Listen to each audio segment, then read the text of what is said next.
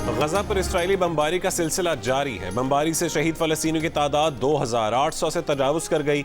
शहीदों में 1000 से जायद बच्चे और 400 से जायद खवातीन शामिल। 10,000 से ज्यादा अफराद जख्मी हैं। फलस्तीनी इस्राएली बमबारी से तबाह इमारतों के मलबे में 1000 से ज्यादा फलस्तीनियों की लाशें दबी हैं।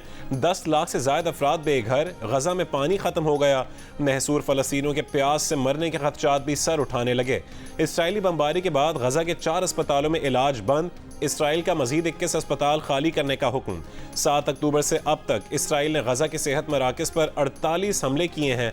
अक़वाम मुत्तहिदा सलामती काउंसिल में रूस और ब्राज़ील की इंसानी हमदर्दी की इमदाद और जंग बंदी मुतालबे की करारदाद पर वोटिंग आज होगी।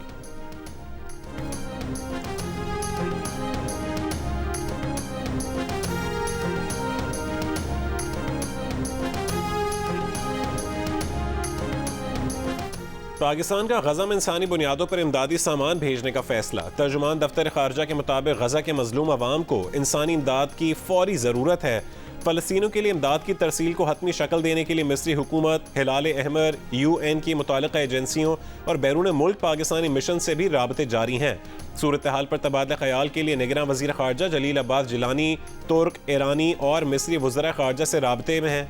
रहनुमाओं का गजा में फौरी जंग बंदी, इमदादी राहदारी के क़याम, इसराइली बस्तियों के खात्मे और मसले फ़लस्तीन के मुस्तकिल हल की ज़रूरत पर इत्तफ़ाक़।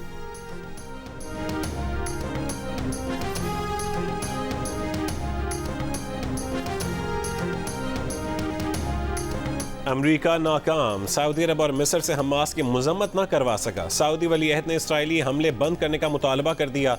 मिस्र ने अमरीकियों के लिए रफ़ा बॉर्डर खोलने को गजा को ग़िज़ाई इमदाद भिजवाने की इजाज़त से मशरूत कर दिया। इसराइल ने यह इमदाद रुकवाई हुई है। अखबार वाशिंगटन पोस्ट के मुताबिक अमरीकी वज़ीर ख़ारजा एंटनी ब्लिंकन को पहले तो सऊदी वली अहद मोहम्मद बिन सलमान ने मुलाकात के लिए घंटों इंतज़ार करवाया।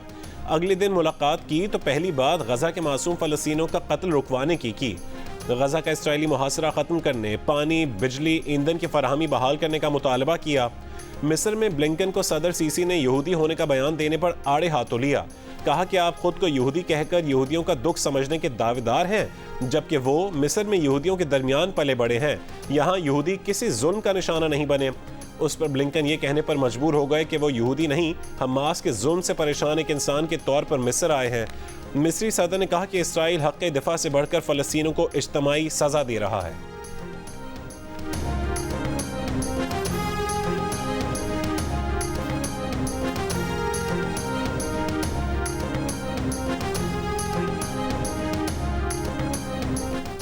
गजा में जंग तवील होने वाली है, उसकी कीमत भी बड़ी होगी। खित्ते में अमरीकी बहरी बेड़े की मौजूदगी का मतलब सबको पता होना चाहिए। इसराइली वज़ीर दिफा की अमरीकी वज़ीर ख़ारजा से मुलाकात के बाद धमकी। अमरीकी वज़ीर ख़ारजा ने कहा कि इसराइल को हमेशा अमरीका की हिमायत हासिल रही है। इसराइल का दिफा अमरीका की जिम्मेदारी है।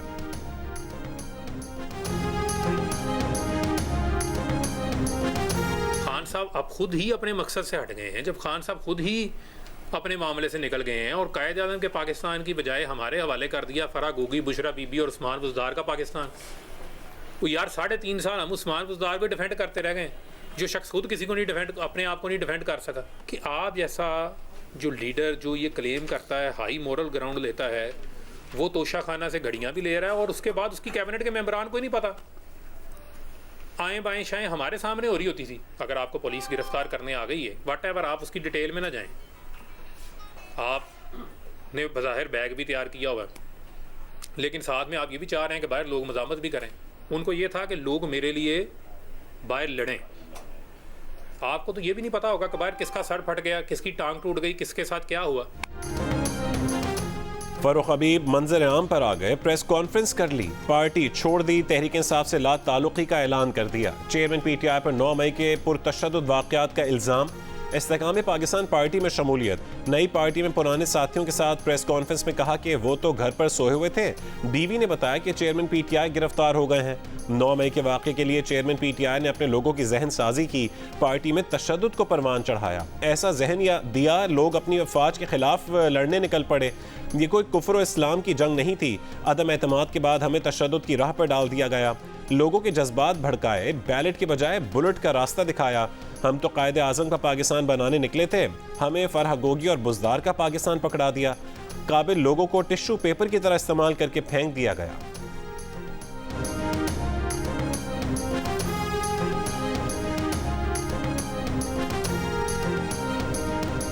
पेट्रोल 40 रुपए फी लीटर सस्ता कर दिया तो गैस 100% महंगी करने की तैयारी कर दी। पेट्रोल सस्ता होने की खुशखबरी पूरी तरह शहरियों तक पहुंची ही नहीं थी कि गैस की कीमत 100% महंगी करने की खबर भी आ गई। सर्दियां बाद में आएंगी, गैस पहले महंगी होगी और इसी महीने होगी। कीमतें घरेलू और कमर्शियल दोनों सार्फिन के लिए बढ़ेंगी।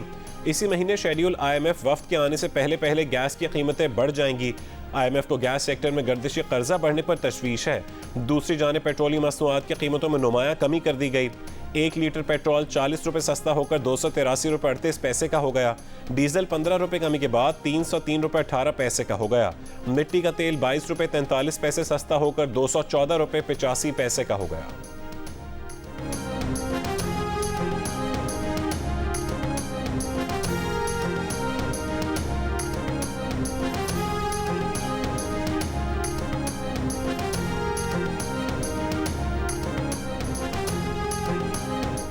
निगरान वज़ीर आज़म अनवारुल्लाह काकड़ ने कहा है कि पेट्रोलियम मसनूआत की कीमतों में कमी का फ़ायदा अवाम को मुंतकिल होना चाहिए। इसी हवाले से इक़दाम पर सख्ती से अमल दरामद को यकीनी बनाया जाए। तमाम वज़राए आला यकीनी बनाएं तमाम अशिया ज़रूरिया की कीमतें तेल की कीमतों के हिसाब से कम हो। निगरान वज़ीर आज़म की प्राइस कंट्रोल मैकेनिज़्म को फ़ाल करने की हिदायत। वफाकी और सूबाई सतह पर मुतालिका हुकाम को हिदायत जारी की।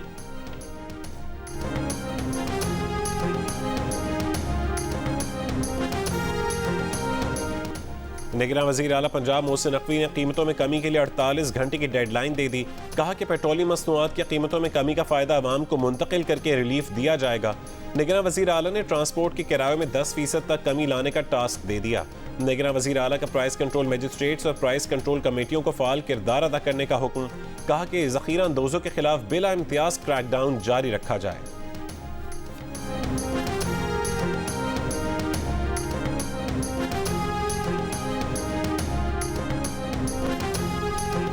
पाकिस्तान में 90% काश्तकार टैक्स नहीं देते। ज़राई आमदन पर इनकम टैक्स वसूली की बेहतरी से टैक्सों का हिस्सा 1% बढ़ सकता है। वफाक को सूबों के दरमियान हम आहंगी न होने के बायस टैक्स वसूली मुतासिर है। आलमी बैंक की रिपोर्ट में कहा गया कि टैक्स इस्लाहात पर अमल दरामद से मईशत में टैक्स का हिस्सा 2% बढ़ सकता है। 11 करोड़ 40 लाख अफराद बरसर रोजगार हैं और 80 लाख अफराद इनकम टैक्स में रजिस्टर्ड हैं। रिपोर्ट में यह भी कहा गया कि पाकिस्तान में FBR का टैक्सेस के लिए निज़ाम ताहाल पेचीदगियों का शिकार है।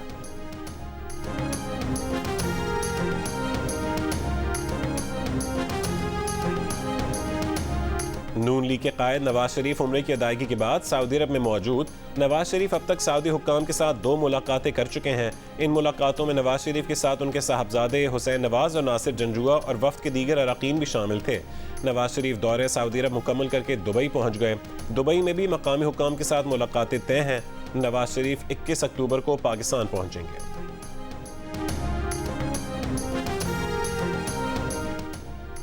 21 अक्टूबर पाकिस्तान की तारीख के एक नए दौर का आगाज साबित होगा। नवाज शरीफ की क़यादत अवाम को महंगाई से निजात दिलाएगी। सदर मुस्लिम लीग नून शहबाज शरीफ की पार्टी रहनुमा खुर्रम दस्तगीर से मुलाकात के मौके पर गुफ्तगू। कहा कि अवाम और कारकुनों का जज्बा बता रहा है कि आने वाला दौर नून लीग का है।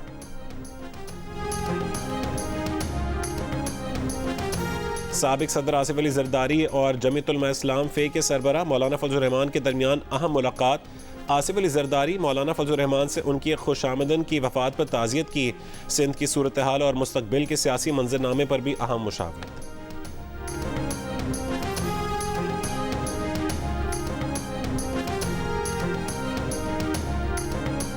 जेल ट्रायल चेयरमैन PTI के हक में है। इस्लामाबाद हाई कोर्ट ने जेल ट्रायल के खिलाफ चेयरमैन PTI की दरखास्त निपटा दी। महफूज फैसला सुना दिया। अदालत ने करार दिया कि चेयरमैन PTI को जेल ट्रायल पर तहफ़्फ़ुज़ात हैं तो ट्रायल कोर्ट से रुजू करे। बज़ाहिर साइफर केस के जेल ट्रायल में कोई बदनीयती नजर नहीं आई। चेयरमैन PTI खुद भी सिक्योरिटी खदशात जाहिर कर चुके हैं। शाह महमूद कुरैशी ने भी साइफर केस में jail trial Islamabad high court में चैलेंज कर दिया।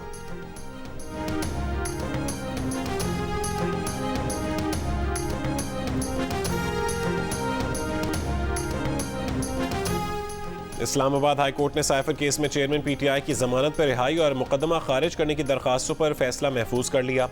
FI की स्पेशल प्रोसिक्यूटर ने कहा है कि ये ऐसा केस है जिसमें जुर्म का इर्तिकाब करके उसे मुल्जिम की जानिब से तस्लीम भी किया गया है। खुफिया दस्तावेज पब्लिक करने पर ऑफिशियल सीक्रेट एक्ट के तहत इस जुर्म की सजा 14 साल कैद या सजाए मौत है।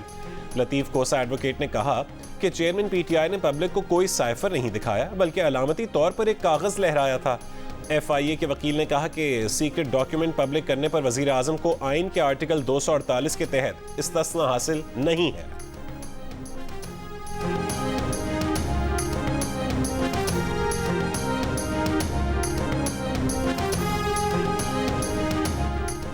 तोशा खाना और 190 मिलियन पाउंड केसेस में चेयरमैन पीटीआई की अहलिया बुशरा बीबी की जमानत पे 31 अक्टूबर तक तौसी। अदालत में पेश बुशरा बीबी जज के तलब करने पर रोस्ट्रम पर आकर भी खड़ी हुई। मौजूदगी की तस्दीक के बाद अदालत ने जमानत में तौसी दी।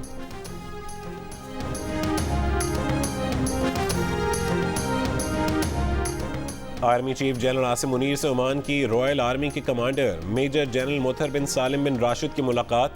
ओमान की रॉयल आर्मी के कमांडर ने दहशतगर्दी के खिलाफ जंग में पाक फौज की कामयाबियों और इलाकाई अमन इस्तेहकाम के लिए जारी पाक फौज की कोशिशों को सराहा। GHQ आमद पर ओमान की रॉयल आर्मी के कमांडर ने यादगार शोहदा पर फूल रखे। पाक फौज के चाको चौबंद दस्ते ने ओमान के कमांडर रॉयल आर्मी को गार्ड ऑफ ऑनर पेश किया। वर्ल्ड कप में ऑस्ट्रेलिया की पहली फतह श्रीलंका को 5 विकेट से शिकस्त दे दी। 210 रन का हदफ 36वें ओवर में हासिल कर लिया। ऑस्ट्रेलियावी बैटर मिचेल मार्श और जॉश इंग्लिस की निफ्ट सेंचुरियां। श्रीलंकन टीम पहले खेलते हुए 209 रन बनाकर आउट हो गई। ऑस्ट्रेलियावी लेग स्पिनर एडम ज़ैम्पा की शानदार बॉलिंग 4 विकेटें हासिल की।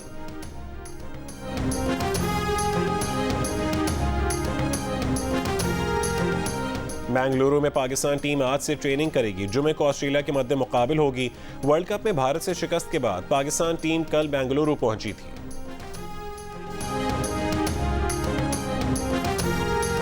हैदराबादी बिरयानी की बात तो हुई पुरानी, अब आ गई डोसा, इडली, सांबर और वड़ा की बारी। चावल के आटे से बने साउथ इंडिया के ये खास आइटम्स मुख्तलिफ चटनी और प्याज के साथ खाए जाते हैं। ये मजे मजे के खाने कैसे तैयार किए जाते हैं?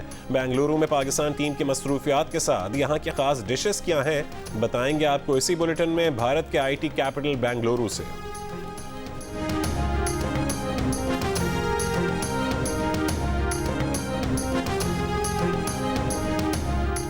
तहरीक इंसाफ के रहनुमा शुएब शाहीन ने कहा है कि अगवा बराए बयान का सिलसिला जारी है। 25 जमानतों के बावजूद परवेज इलाही आज तक रिहा नहीं हो सके।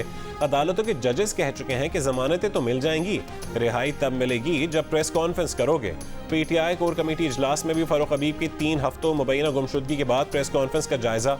इजलास के बाद जारी एलामिया में कहा गया कि बजोर क़ुव्वत सियासी अमल से बाहर करने की कोशिशें असल में PTI की मकबूलियत की वजह बन रही हैं।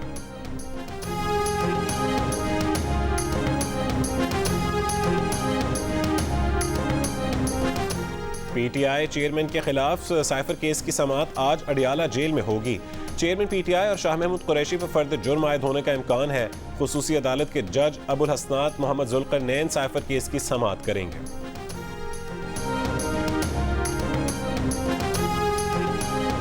काबुल में मुराद सईद की रिहाइशगाह पर पुलिस का छापा। मुराद सईद घर पर मौजूद नहीं थे।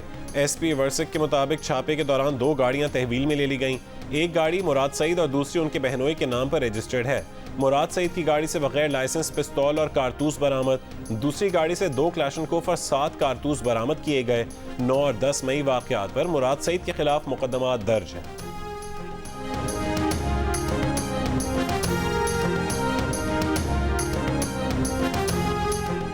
निगरान वज़ीर आज़म अनवारुल काकड़ 4 रोज़ा दौरे पर चीन में मौजूद। बीजिंग में 3रे बेल्ट एंड रोड फोरम की इफ्तिताही तकरीब में शिरकत करेंगे।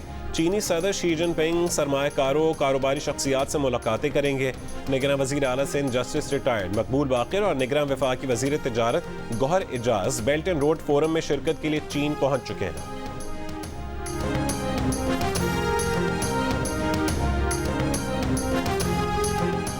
बदीन में स्पिरिट के नशे के तौर पर इस्तेमाल करने वाले 6 अफराद की हलाकत के बाद पुलिस का एक्शन। स्पिरिट फरोख्त करने वाले मेडिकल स्टोर के मालिक को गिरफ्तार कर लिया। मुकदमा दर्ज। मकामी थाने के SHO की तनज़्ज़ुली और नायब मुहर्रर को मुअत्तल कर दिया गया।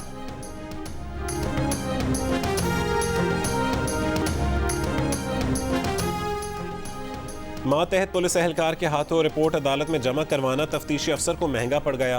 कराची की जुडिशल अदालत ने सुरजानी टाउन के तफ्तीशी अफसर को हथकड़ी लगवाकर पोंछा लगाने की हिदायत कर दी। तफ्तीशी अफसर की वीडियो सोशल मीडिया पर वायरल हो गई। शिकारपुर में कच्चे के इलाके से अगवा SHO समेत 5 एहलकारों को 5 रोज बाद भी बाजियाब नहीं करवाया जा सका। इलाके में पुलिस ऑपरेशन जारी है। डाकू ने पुलिस एहलकारों की रिहाई के बदले कम्बर पुलिस के हाथों गिरफ्तार डाकू मेहर उर्फ महरम बडानी की रिहाई का मुतालबा कर रखा है। हमास के तूफान अल-अक्सा के बाद इसराइली दाखिली सिक्योरिटी की एजेंसी शबाक के डायरेक्टर का इंटेलिजेंस में नाकामी का एतराफ। हमास के हमले रोकने में नाकामी की जिम्मेदारी कबूल कर ली। कहा कि बहुत से इकदामात के बावजूद हमले से मुतालिक मुनासिब वार्निंग जारी नहीं कर सके।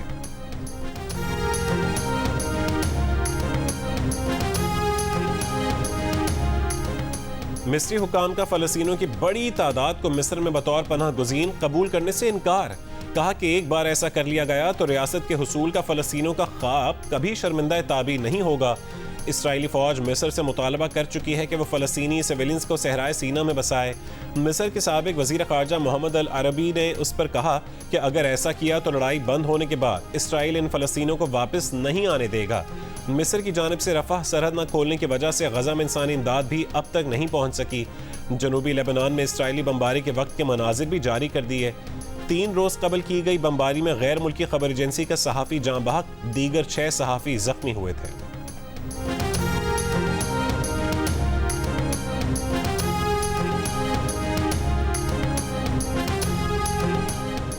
अमेरिका में 6 साल बच्चा फलस्तीनी मुसलमान होने के बाइस कत्ल। रियासत इलिनॉय में 71 साल जनूनी मालिक मकान ने छुरियों के वार करके कत्ल कर दिया। मां शदीद जख्मी, पुलिस ने गिरफ्तार कर लिया। कत्ल समेत नफरत पर मबनी जराइम का मुकदमा दर्ज। पुलिस के मुताबिक कि जोसेफ ने इसराइल और हमास के दरमियान जारी हालिया तनाज़ी की वजह से मां और बच्चे को निशाना बनाया। अमरीकी सदर जो बाइडन के वाक़े की मज़म्मत। मुतासरा ख़ानदान से ताज़ीत पैगाम में कहा कि एक फ़लस्तीनी अमरीकी ख़ानदान के ख़िलाफ़ ऐसे नफरत अंगेज़ अमल की अमरीका में कोई जगह नहीं है।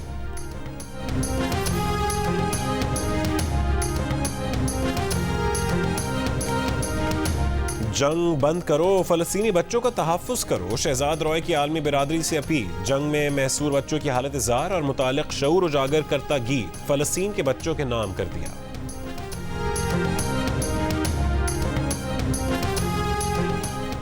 और कौन होगा इन, कौन होगा आउट? मेगा इवेंट में बारिश की एंट्री किसका करेगी खाना खराब? देखिए वर्ल्ड कप के दौरान प्रोग्राम हारना मना है रोजाना रात 11 बजे की हेडलाइंस के बाद सिर्फ जियो न्यूज़ पर।